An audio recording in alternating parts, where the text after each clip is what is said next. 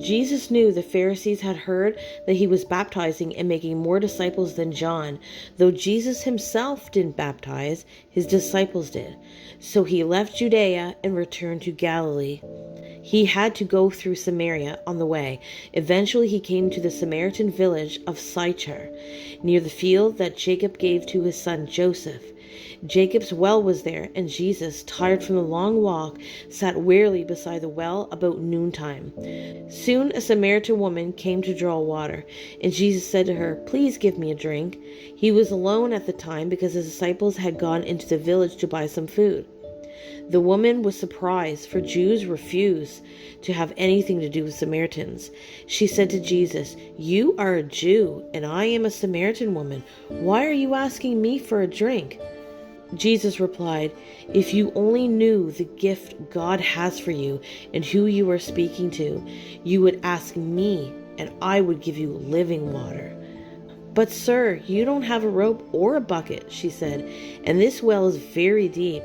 Where would you get this living water? And besides, do you think you're greater than our ancestor Jacob, who gave us this well? How can you offer better water than he and his sons and his animals enjoyed?" Jesus replied, "Anyone who drinks this water will soon become thirsty again, but those who drink the water I give will never be thirsty again. It becomes a fresh, bubbling spring within them, giving them eternal life." "Please, sir," the woman said, "give me this water. Then I'll never be thirsty again, and I won't have to come here to get water." "Go and get your husband," Jesus told her. "I don't have a husband," the woman replied. Jesus said, "You're right.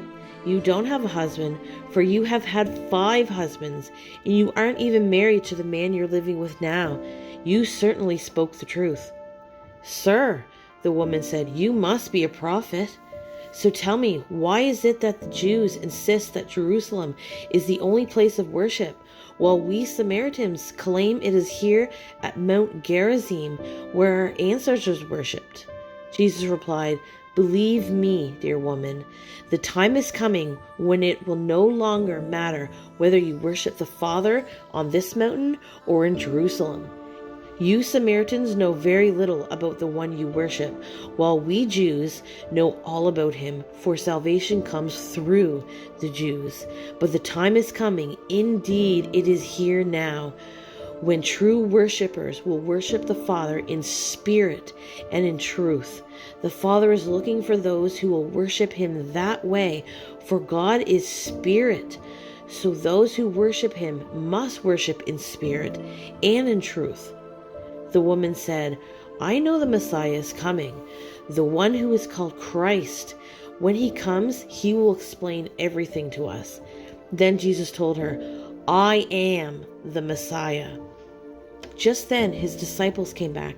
They were shocked to find him talking to a woman, but none of them had the nerve to ask, "What do you want with her?" or "Why are you talking to her?" The woman left her water jar beside the well and ran back to the village, telling everyone, "Come and see the man who told me everything I ever did. Could he possibly be the Messiah?" So the people came streaming from the village to see him. Meanwhile, the disciples were urging Jesus, "Rabbi, eat something." But Jesus replied, "I have a kind of food you know nothing about." "Did someone bring you food while we were gone?" the disciples asked each other. Then Jesus exclaimed, "My nourishment comes from doing the will of God who sent me, and from finishing his work. You know the saying, 4 months between planting and harvest. But I say, wake up and look around. The fields are already ripe for harvest. The harvesters are paid good wages, and the fruit they harvest is people brought to eternal life. What joy awaits both the planter and the harvester alike." You know the saying, one plants and the other harvests. And it's true. I sent you to harvest where you didn't plant. Others had already done the work, and now you will get to gather the harvest.